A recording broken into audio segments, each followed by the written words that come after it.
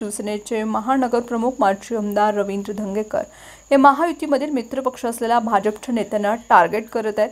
भाजप नेत्यांनी मुख्यमंत्री एकनाथ शिंदे यांच्याकडे तक्रार केली होती, मात्र या तक्रारीनंतर धंगेकरांचा आक्रमक पवित्रा कायम होता।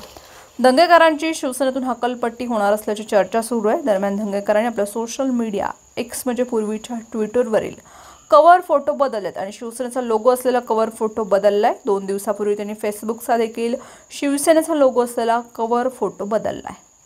त्यांनी त्यावरती सत्यमेव जयते पुणेकर फर्स्ट मजकूर असा लिहून एक्स अकाउंट कव्हरला लावलं। त्यांच्या या भूमिकेमुळे भाजप नेत्यांमध्ये पंगा कायम ठेवणार असल्याचे संकेत त्यांनी दिले। शिवसेनेतून हकालपट्टी होईल या पार्श्वभूमीवर त्यांनी पोस्ट करतात आणि एकनाथजी शिंदे यांना अन्यायाविरुद्ध आवाज उठवणाऱ्या शिवसैनिकांवरती आजपर्यंत कारवाई केलेली नाही। अन्यायाविरोधामध्ये लढण्यासाठी त्यांचं नेहमी पाठबळ राहील असं मला विश्वास आहे, असं त्यांनी म्हटलंय। तसेच हकालपट्टीबाबत भाजपमधील नेत्याने बातम्या पेरल्याचाही आरोप केला। रवींद्र धंगेकर यांनी काँग्रेस सोडून शिवसेनेत प्रवेश केल्यानंतर त्यांच्या फेसबुकच्या कव्हरला शिवसेनेचे चिन्ह असलेला धनुष्यबाणाचं चिन्ह आणि जय महाराष्ट्राचा मजकूर होता। मात्र 2 दिवसांपूर्वी कव्हर पेज हे बदलले। गुन्हेगारी समता पुण्यनगरी वाचा असा मजकूर असलेला कव्हर फोटो अपडेट केलाय।